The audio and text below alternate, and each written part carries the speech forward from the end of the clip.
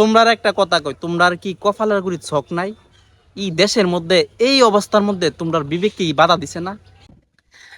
বাইরে ভাই, আনি মরে আনির চিন্তা আর কানি মরে সবার চিন্তা। দেশের মধ্যে এমদা বন্যায় মানুষ ক্ষতিগ্রস্ত হইতাছে, মানুষ মারা যাইতাছে। হেরার এই চিন্তা নাই, হেরা আছে হেরার আন্দোলন লইয়া, হেরার জাতীয়করণ করতিব, রিক্সা ফেডেল হেরা লই নেমেছে গা আবার আন্দোলনের মধ্যে। মানে দেশটা এখন মামার বাড়ি হয়ে গেছে গা। আরে ভাই, তোর কপালের গড়িত কিতা চোখ নাই? দেশের মধ্যে এত বন্যা হইতাছে, মানুষে বন্যায় ক্ষতিগ্রস্ত হইতাছে।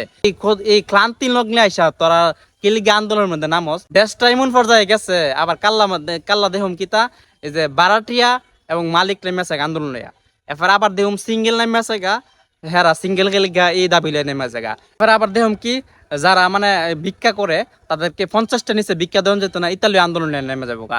এবার আবার মানে যে যেভাবে পারে এইভাবে আন্দোলনে নেমে যাবো গা। মানে দেশটা এখন মগের মন্দ করে আছে গা, যে যেমনে পারে এমনি ইয়ে করতেছে।